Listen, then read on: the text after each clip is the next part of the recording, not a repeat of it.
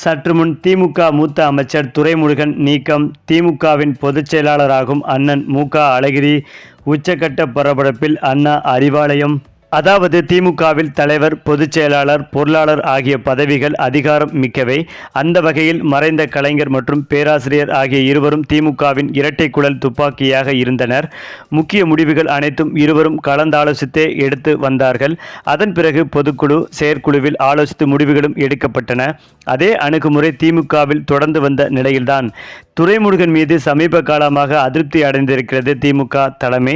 இதற்கு பல காரணங்களும் சம்பவங்களும் இருப்பதாக சொல்லப்படுகிறது.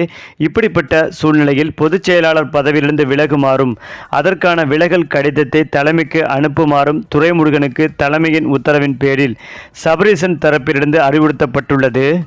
இந்த அறிவுறுத்தல் துரைமுருகனை அதிர்ச்சியடைய வைத்துள்ளது.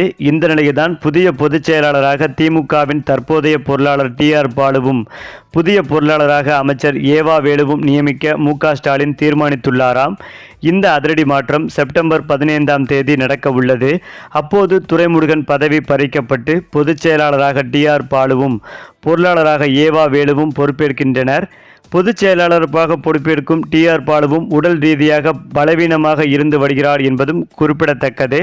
இதனால் திமுகவின் புதிய பொதுச் செயலாளராக அண்ணன் மு.க. அழகிரியை நியமிப்பதற்கான வாய்ப்புகள் அதிகம் இருக்கிறது. இதற்கு உதாரணம், சமீபத்தில் மதுரை சென்ற முதலமைச்சர் ஸ்டாலின் அவர்கள் அண்ணன் மு.க. அழகிரியை சந்தித்து இருவரும் சமாதானம் பேசியிருந்தார்கள். மீண்டும் திமுகவிற்கு வாருங்கள் என்று ஸ்டாலின் அழைத்திருக்கிறார். அதற்கு ஒருமனதாக ஒப்புக்கொண்டார் மு.க. அழகிரி. மேலும் முதலமைச்சர் ஸ்டாலின் அவர்கள் பதவி குறித்து எதுவும் அறிவிக்காமலே சென்றிருந்தார்.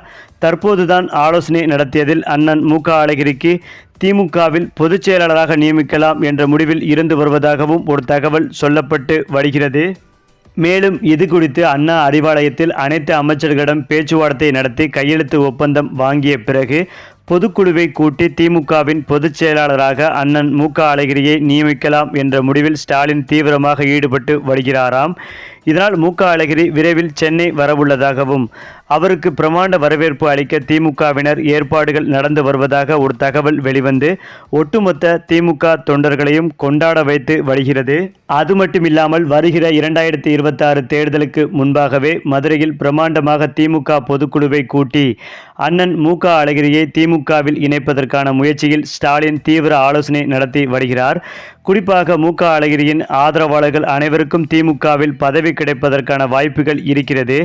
இதனால் மற்ற திமுக முக்கிய புள்ளிகள் அதிர்ச்சியில் இருக்கிறார்கள். இதற்காக அவர்களிடமும் பேச்சுவார்த்தை நடத்தி எந்த பிரச்சனையும் ஏற்படாத வகையில் அண்ணன் மு.க. அழகிரியை திமுகவில் இணைத்து அவருக்கு பொதுச் செயலாளர் பதவி வழங்க உள்ளார் முதலமைச்சர் ஸ்டாலின். சரி, இப்போ நீங்கள் சொல்லுங்க, துரைமுருகன் நீக்கம், திமுகவின் பொதுச் செயலாளராகும் அண்ணன் மு.க. அழகிரி பற்றிய உங்களுடைய கருத்துக்களையும் உங்கள் கமெண்ட்டில் சொல்லுங்கள்.